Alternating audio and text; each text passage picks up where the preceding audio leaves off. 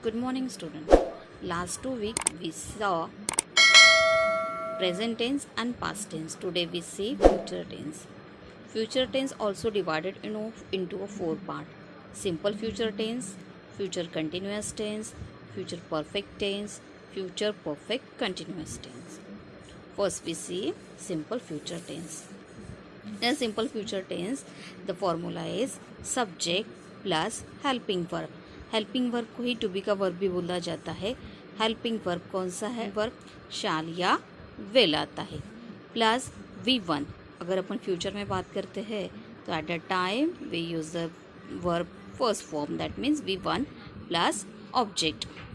I and V is generally followed by will. मतलब I will, we will go to school, ऐसे जो आता है वो I और V के बाद will आता है in a simple future tense. The simple future tense is used to express an action which will take place in the future. अब future tense के लिए जो express होता है वो क्या express करता है? future tense में क्या use होता है? express an action. action जो होती है which will take place in the future, जो future में होने वाली होती है. Now we see the example. Maria will come here tomorrow. अब यहाँ पे सब्जेक्ट कौन सा है? Maria is a subject. Will is a helping verb. Come, C-O-M-E, come, मतलब ये मेन वर्ब है, वर्ब का first form. Here, tomorrow is a object. Example is, I shall reach there at 3:30 p.m. I shall भी use होता है और will भी use होता है. I shall reach मतलब वर्ब का फर्स्ट फॉर्म है. reach there at 3:30 p.m. Then next example, they will surely help us. यहाँ पे फिर they subject है, will to be का verb है, surely ये क्या है? surely मतलब एक, they will surely मतलब perfectly help us. अब यहाँ पे they subject, will helping for surely, और help जो है वर्ब का first form us. Now see future continuous tense. Continuous मतलब वर्ब को ing आएगा. फॉर्मूला एज इट इज चलेगा. Subject plus helping verb. अब फ्यूचर का हेल्पिंग वर्ब शाल या विल, उसके साथ आएगा बी प्लस V1 को ing प्लस ऑब्जेक्ट. अगर ing है तो वो कंटिन्यूअस है, लेकिन किसको? मेन वर्ब को ing. The future continuous tense is used to show an action that will be going on in the future. जो क्या होंगी? going on होंगी, वो कंटिन्यू में होंगी on the future. फ्यूचर में जो कंटिन्यू होंगी उसके लिए. मैं देखिए example, tomorrow they will be watching a film. अब ये tomorrow मतलब कल हो गया. they subject, will helping verb, will के बाद आ गया, या देखो शाल और विल के बाद आता है बी, तो यहाँ पे शाल और विल के बाद V1 को ing, वॉच को ing, वॉचिंग है, V1 प्लस ing. और फिल्म मतलब ऑब्जेक्ट. सेकेंड एग्जाम्पल देखेंगे, John will be studying in standard 10 from next July. John subject, will to be का verb, that means helping verb, उसके बाद be plus study mean V1 plus ing in the standard 10 from next July. ये हो गया object, that means remaining part. Ram will be struggling hard to earn money. Ram subject, will helping verb, be format वाला be, continuous के लिए be, struggle को ing, main verb को यहाँ पे ing, struggling hard to earn money. Then future perfect tense. The formula देखेंगे, subject plus helping verb को ही टू बी का वर्ब बोला जाता है. Shall will plus have has plus verb का थर्ड फॉर्म प्लस ऑब्जेक्ट. अब परफेक्ट है इसलिए वर्ब का थर्ड फॉर्म यूज किया जाता है. It is use to show an action that will be completed before a certain time in a future.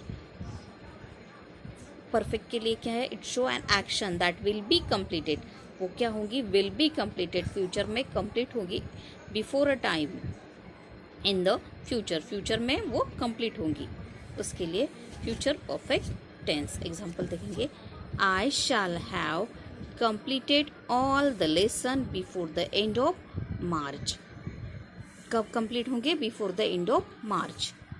I shall, shall हो गया हेल्पिंग वर्ब, हैव उसके बाद आ गया हैव, देन कंप्लीटेड मतलब वर्ब का third form, all the lessons your object before the end of March, that means remaining part of the speech. Second example देखेंगे, Ramu will have finished this project next month, Ramu subject, will helping verb, have perfection के लिए verb का third form, this project object, and next means the remaining part of the speech. Third example, he will have entered the class, अब he subject, will helping verb, have perfect के लिए, perfect के बाद will be verb का third form, the class, she will have played with friends, she subject, will helping verb, verb perfection का helping verb, verb का third form, played with friends object. Next example, I will have not travelled by plane before, next example, the land will have rule by a king name Tripura.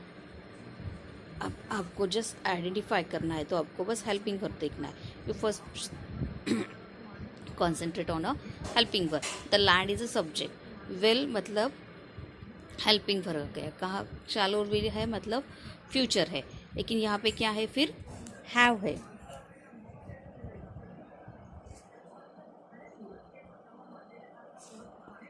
have rule by king, have के बाद क्या है, have has है तो perfect है, verb का third form है rule, by king name Tripura. The next example, Mohan will have written a great novel, अब यहाँ पर भी Mohan subject, will shall will है मतलब फ्यूचर है, have has है मतलब परफेक्ट है, परफेक्ट है तो वर्ब का थर्ड फॉर्म है, a great novel. Now we see future perfect continuous tense. Future perfect continuous tense का फॉर्मूला क्या है, सब्जेक्ट प्लस शैल या will plus have plus been plus verb के फर्स्ट फॉर्म को ing, V plus ing plus object. Future perfect continuous tense show an action that will begin in the future but may continue for some time. Future continuous क्या दिखाता है, tense show an action, action दिखाता है, that will begin in future, जो future में begin होंगी, but may continue लेकिन वो कुछ टाइम तक कंटिन्यू होंगी, continue for some time. Example देखेंगे, he will have been struggling hard to earn his daily bread by the time I retire। ये थोड़ा सा बड़ा सेंटेंस है, लेकिन we just concentrate on a structure, that means format, he subject, will shall या will का format होगा, helping verb हो गया, plus have plus been plus struggling, और ये हो गए बाकी के remaining part of the speech, उस सेंटेंस के रिमेनिंग पार्ट। सेकेंड देखेंगे, the country will have been suffering before all the shellfish later disappear. We just concentrate on a format, the country subject, shall या will plus have plus been plus V1 को ing। The next, I will have been completing my karate course when I reach standard 12th। I subject, shall या will make a will, have plus been plus completing। Our sentence is finished। The next, he will have been continuing my swimming class next year। I will have been continuing my swimming class next year। Subject, shall या will plus have plus been plus continuing means V1 plus ing, and my swimming class with the remaining part, that means object। Next, I will have been dancing on the top of the building. अब यहाँ पे format देखेंगे. I subject, shall या will, helping verb, have plus been plus dancing. Dancing means V1 plus ing on the top of the building. That's the remaining parts. Now we revise the tense. Simple future tenses formula is subject plus helping verb shall will plus V1 plus object, verb का full form plus object. In a future continuous tense, subject plus helping verb shall will plus be plus V1 plus ing plus object. In a future perfect tense, subject plus helping verb plus have plus V3 verb का third form plus object. In a future perfect continuous tense, subject plus helping verb shall will. Future continuous tense, subject plus shall will plus have plus been plus V1 plus ing. But when we see have or has, that is a perfect sentence. No. Here we see the use of have and has. Have is also used for possession. Example, position के लिए अपने पास कोई चीज़ है उसके लिए अपन have use करते हैं. I have a black car, I have a 2 pet cat, I have a pen. The municipality has 6 vans and 2 cars. Another example, do you have a bicycle? Do you have a cycle? In some case, have is used to indicate relationship. Upon have कब use करते हैं? जब कभी अपन को relationship दिखानी होती है. तो I have a brother, I have a 2 sister, the couple have not a children. In such case we use have for showing the relationship. In some case we also use have to refer a eating or drinking. अपन अपनी eating और drinking habit दिखाने के लिए भी have use करते हैं. We have breakfast at 8 a.m. Have a slice of cake. What would you like to have, tea or coffee? Can I have a glass of water please? यहाँ पे have use तो हुआ है लेकिन उसके साथ वर्ब का थर्ड फॉर्म नहीं है. दैट मीन्स ये have काय के लिए यूज़ हुआ है? यहाँ पे have जो यूज़ हुआ है to refer a eating and drinking habit के लिए हुआ है. Next, we also use have to refer event, activities and experience. इसके लिए भी have यूज होता है. I am going to have a bath in the river. अगर अपन टेंसेस के अकॉर्डिंग देखें तो I am going to have a bath and in the river. am है तो प्रेजेंट टेंस है, go को ing लगा है तो प्रेजेंट कंटिन्यूस है. लेकिन टू हैव, ये टू हैव जो लगा है ये क्या इंडिकेट करता है? कोई भी एक्टिविटी इंडिकेट कर रहा है वो. To have a bath in river. Next देखेंगे, let us have a party for your birthday. Have a party, have किसके लिए है? ये इवेंट बता रहा है. The class has a short break at 11 AM. अब हैव हैज़ के बाद वर्ब का थर्ड फॉर्म नहीं है तो ये इंडिकेट कुछ और कर रहा है. हैव हैज़ कर रहा है तो इवेंट, एक्टिविटी और एन एक्सपीरियंस इसके लिए यूज़ होता है.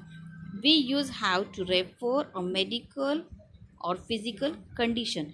मेडिकल और आपके फिजिकल कंडीशन एक्सप्रेस के लिए भी हैव यूज़ होता है. आई हैव अ हेडेक, मतलब मुझे बहुत सर दर्द है. I has he has a cold. Sentence where have is used is as a main verb. It is always used in simple present or past tense. Present continuous form is not in such cases. बस have जो use होता है यहाँ पे वो simple present और past में ही होता है, प्रेजेंट कंटिन्यूस में नहीं होता है. वी डू नॉट से, अपन ऐसे नहीं बोलते हैं I am having a bicycle. यहाँ पे अपन बोलेंगे I have a bicycle. He is having cold, ऐसे नहीं बोला जाता है. He is have a cold. I am having a lot of